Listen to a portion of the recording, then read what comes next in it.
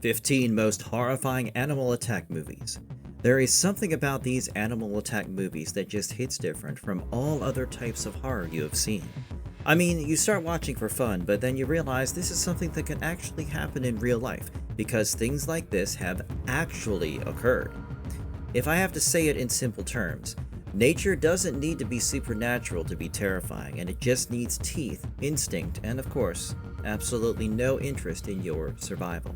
And remember, whenever you are in that kind of dangerous situation, just know that it's nature who is in charge, not you, and not knowing what's going to happen next is what makes it even scarier. Today we are going through 15 of the most horrifying animal attack movies ever made, and they are so real that people have nightmares after watching them. So, without wasting any time, let's begin.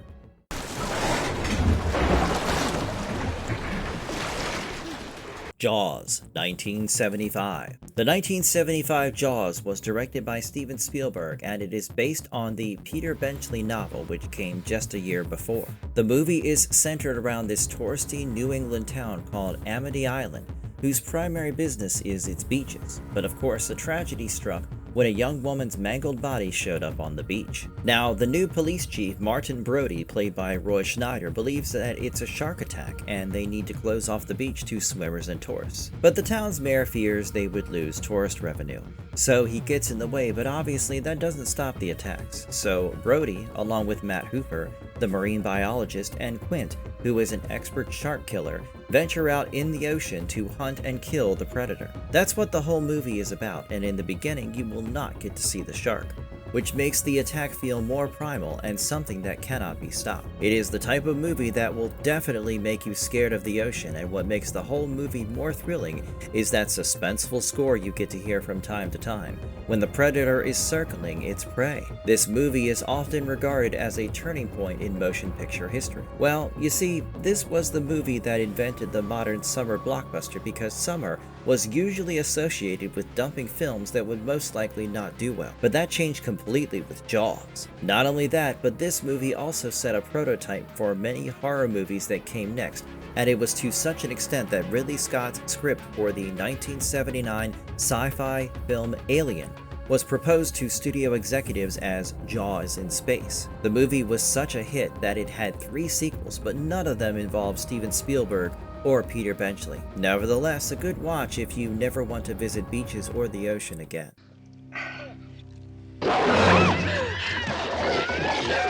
Cujo, 1983. Cujo, directed by Louis Teague, was based on Stephen King's 1981 novel with the same name. Of course, and it was amazing the way he brought something that one simply can't imagine to be a monster. The movie Cujo starts with a cozy Saint Bernard whose name is also Cujo, and at first he comes off as this sweet, friendly kind of dog that children run toward.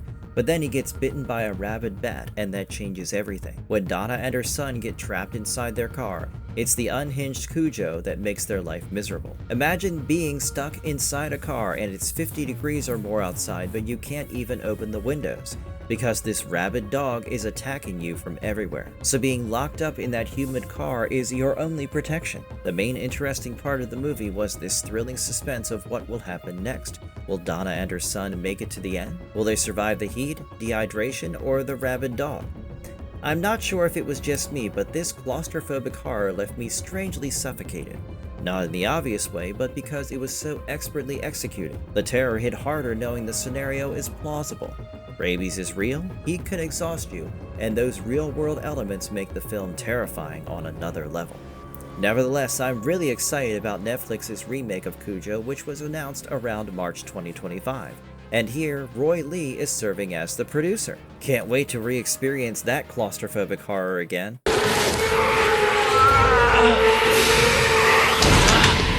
Anaconda, 1997. I don't know what I was thinking when I decided to watch the 1997 Anaconda movie for the first time when my parents were out. It's no wonder that my ophidiophobia is on high alert whenever I hear something hissing from dark, invisible corners of any place. So this movie centers around director Terry Flores, played by Jennifer Lopez, who brings this ambitious team of 6 documentarians in search of the mysterious Chiricahua tribe in the deep Brazilian rainforest. but they are quite unsuccessful. When they are sailing along the Amazon River, they meet this stranded adventurer named Paul Sorin, who claims to have evidence of this tribe's existence. This makes the whole crew hopeful again, but little do they know that they are in a hostile territory that is inhabited by a monstrous predator, the green anaconda. Now, I don't want to spoil it for those who haven't watched, but the suspense of something in the shadows watching you while you are in the rivers is exactly what the campy 90s were all about, and the tagline, "When you can't breathe, you can't scream," literally sends chills. Remember that scene where the anaconda coils its entire body around Mateo and snaps him like a wooden toy? Impossible to forget. The original Anaconda spawned a franchise with 3 sequels, and believe it or not, a Chinese remake surfaced around 2024. And there's the recent reboot starring Jake Black and Paul Rudd.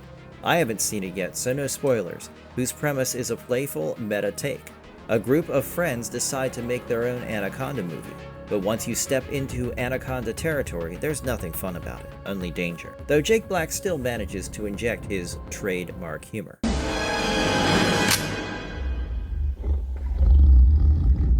The Ghost and the Darkness, 1996. The 1996 Ghost and the Darkness movie, directed by Stephen Hopkins, is actually based on true events taken from the semi-autobiographical book Colonel J.H. Patterson's The Man-Eaters of Tsavo, and he actually killed those 2 lions in reality. You see, this pair of lions has been terrorizing the workers around the Tsavo region, Kenya, when they were building the Uganda-Mombasa Railway in 1898 in East Africa. The place where the original bridge was built is now known as the Man-Eaters Camp, and if you ever get the opportunity, you should definitely give it a visit to feel the haunting vibe. Even though this movie gives visuals to the imagination of what the people working there went through, when these lions were relentlessly attacking, these workers still showed up to work even though they constantly felt the dread and fear that those lions will emerge any second. What's interesting is how smart these lions were at targeting and attacking, and always saving themselves from getting killed. It feels supernatural somehow, but it really wasn't. According to sources, there was only one scene where they used a mechanical lion, but all the other shots actually used 5 live male adult African lions. It seems like they went to great lengths to make the audience feel the depths of the situation. Honestly, I think I have to strike off camping overnight during a safari stay, because you never know when a predator gets hungry for humans.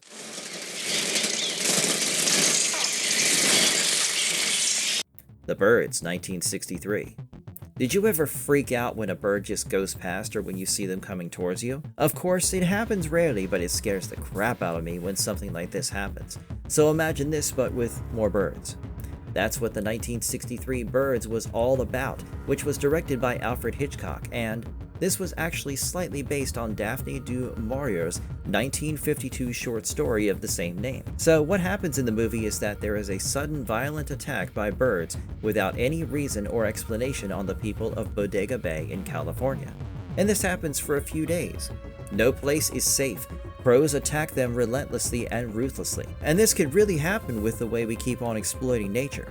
Someday nature might really turn against us. There was an unconnected TV sequel of this movie titled The Birds 2: Land's End, which came out in 1994, and it doesn't stop there because this movie was so influential in the horror genre that it has inspired filmmakers like John Carpenter, Guillermo del Toro, Roger Corman, Joe Dante, and Zan Cassavetes. There were even rumors of a remake in 2007 with Martin Campbell as the director, and it would have starred Naomi Watts, but then there were no further updates.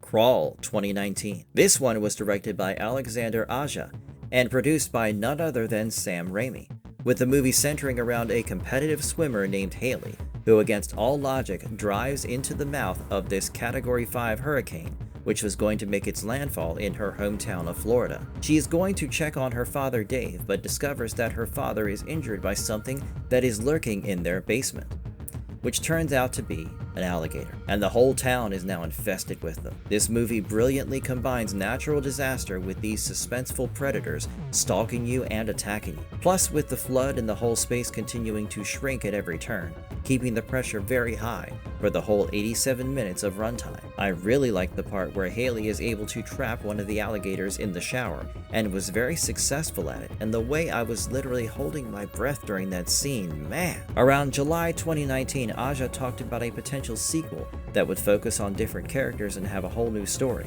And then in 2024, even Paramount gave the sequel a green light. But it's 2026 now, and we are still holding on to the hope that some good news will come at any moment.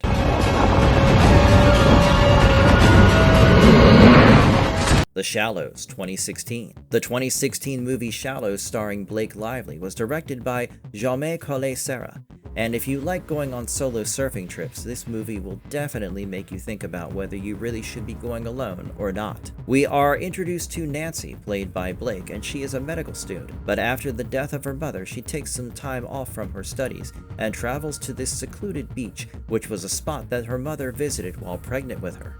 She meets two locals who warned her about the high and low tide timing, after which they leave, but Nancy decides to save for some more time. Then she takes out her surfboard and starts surfing towards this dead whale which is floating on the water, when all of a sudden, a white shark comes out of nowhere. The shark attacks her and she gets a bit injured, but now she is stranded on a rock away from the shoreline. So now the question is how she will survive, because the high tide is coming. The beach is totally empty and the shark is waiting for its prey to take the bait. This movie showed that you don't need a whole town in the dark to make a shark terrifying sometimes. You just need one woman, one rock, and one patient shark who is going nowhere. The Shallows did not try to be Jaws because this movie was smaller. It felt more intimate because this time it was less about being a summer blockbuster and more about how a single woman alone will survive against one very determined predator. And trust me, it earns every bit of tension it generates. Maybe he swam back out! Lake Placid, 1999. Directed by Steve Miner, Lake Placid is really a unique kind of creature feature starring a 10-meter crocodile with a movie set in Maine.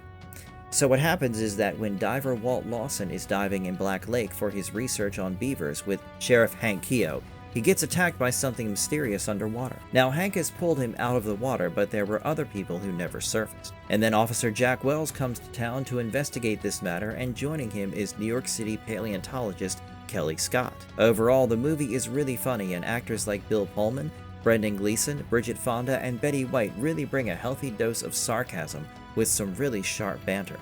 However, you should be really prepared when the crocodile comes out, because its attacks are sudden and brutal, and they are also over by the time your brain has processed it. After this 1999 movie, Lake Placid has had 5 sequels, but I have to say, the OG one perfectly captures the late 90s creature feature energy pretty well.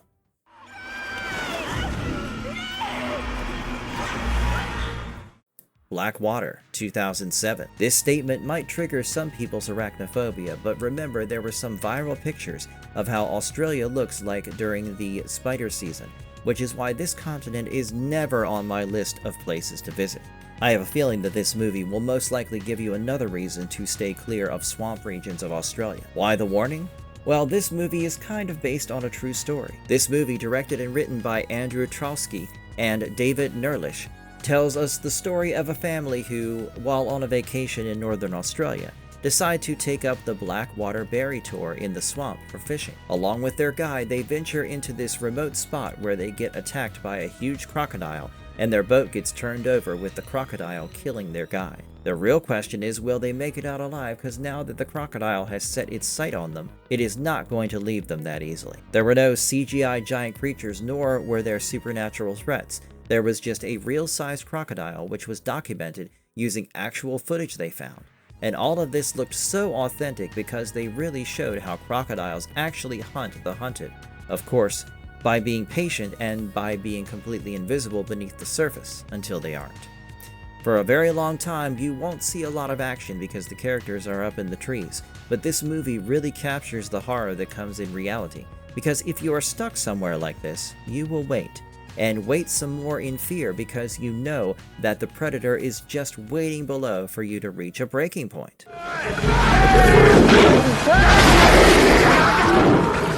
The Edge, 1997.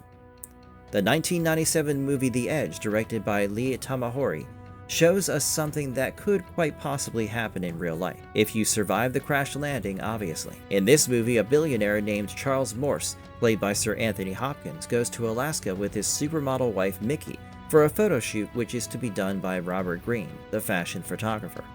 To find the best location for the shoot, both Robert and Charles travel to some distant location, after which their small plane crashes into a lake. While trying to survive and get back to their lodge, they come across a massive Kodiak bear who just won't stop chasing them. The main question remains, will they survive both the wilderness and the bear? The interesting and unforgettable part about this movie is that the bear is played by the legendary trained bear actor Bart. There are times when it doesn't really feel like a monster. It feels like a force of nature that has made a logical, instinct-driven decision that those two people he is stalking constantly are his food. But you have to give it to them because the bear attacks are explosive and physical as well as real, in a way that CGI rarely achieves. But in the movie, they use the bear as a pressure cooker because surviving a bear attack together is one thing, but surviving one another knowing that the other person might be cheating with your wife and trying to get rid of you is another problem entirely. The movie has a quite nicely balanced psychological thriller with all that wilderness horror.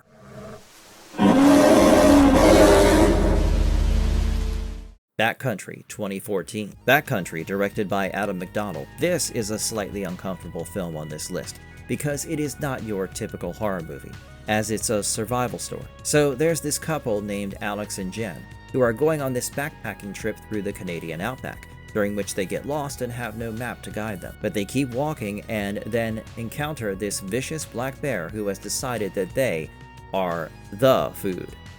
The movie really builds up the whole tempo because for almost 40 minutes, you are getting to know this couple from their dynamic to their small tensions, but then the bear appears, and it is moving exactly like this real bear, who is trying to protect and claim its territory. And that's not all, because the movie gets so violent and brutal that it's actually hard to watch. Would you believe me if I told you that this movie was loosely inspired by real-life bear attacks in North America? It's actually based on Mark Jordan and Jacqueline Perry, who were married actually, and this bear attack incident happened in 2005 at a campsite in Missinaibi Lake Provincial Park.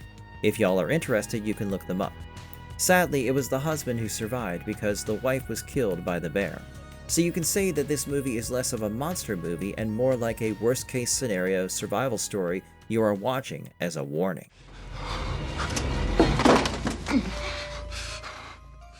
Arachnophobia, 1990. For our next movie, I'm not sure whether Frank Marshall wanted us to fall in love with the characters or simply warn us never to stick our hand into somewhere dark again.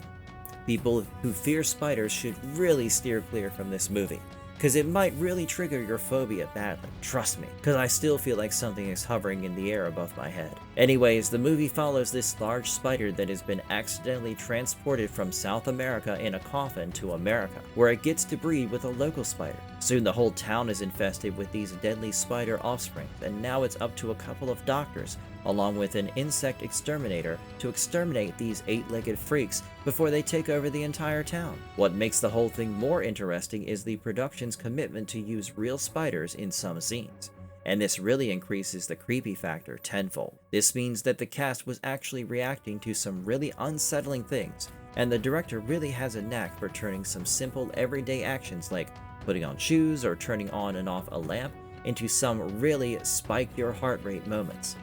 No wonder why the movie was marketed as a thrillamedy, which is so accurate that I can't stop laughing.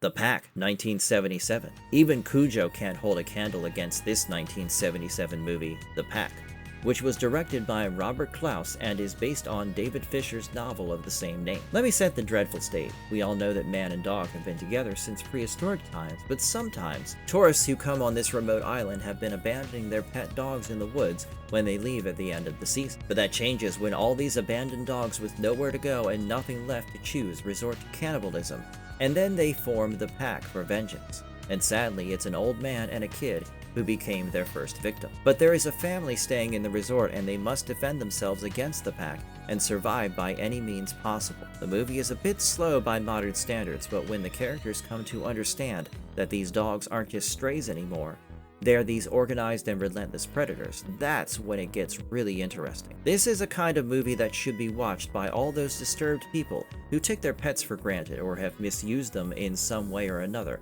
because they don't realize that sometimes domesticated things can also become far more dangerous when they don't get the love they deserve.